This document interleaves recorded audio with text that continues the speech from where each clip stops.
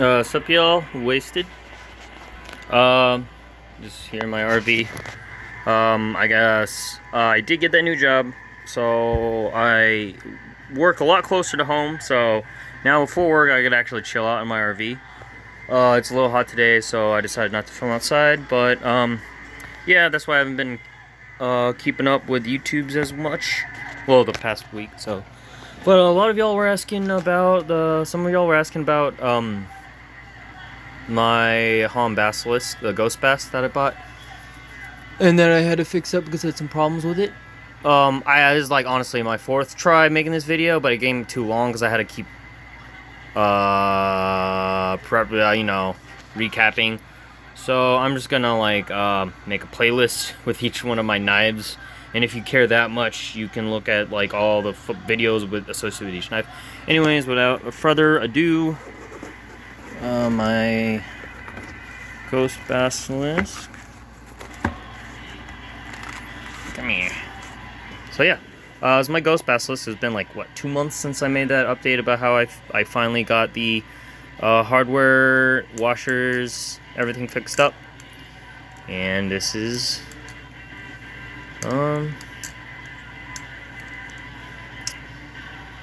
it's the play. It's like minimal. No tap.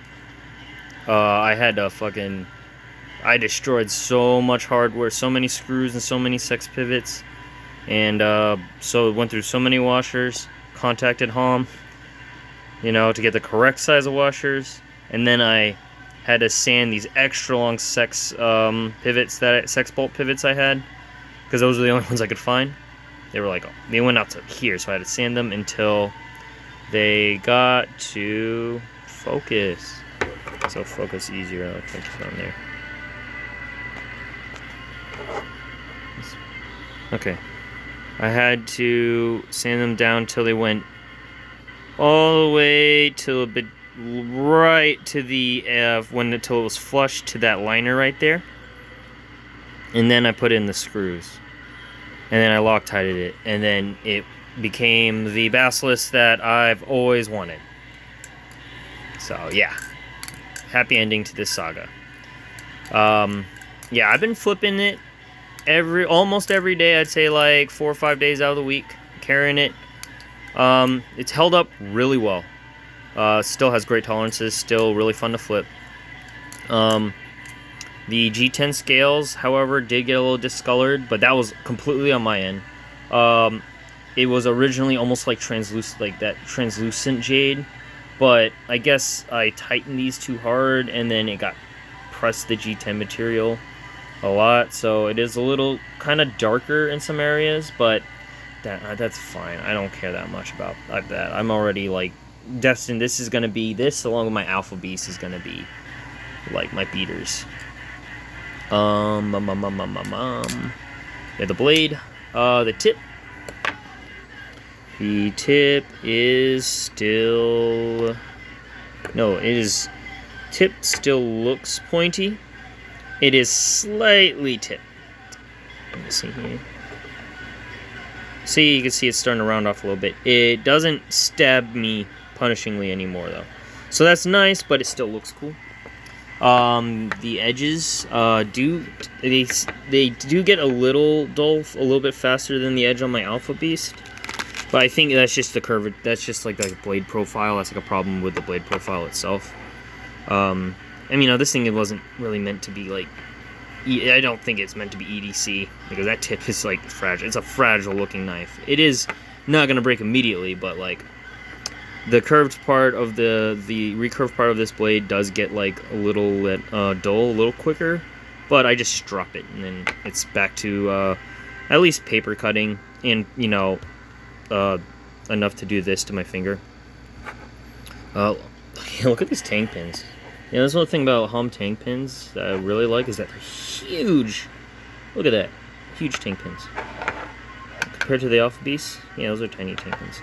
Anyways, another fun fact about this knife is this would pinch me a lot, the horns, but after I took all the hardware out and everything, it doesn't pinch me at all. So I don't know what I did, but now the tolerances are great and it doesn't pinch. Did not have to touch the bushing system at all though, so I will say that their bushings were perfect. It's just everything else about it seemed to be going wrong. Something was going wrong. Yeah, that is that's my Ghost Basilisk bite. That's how she's doing.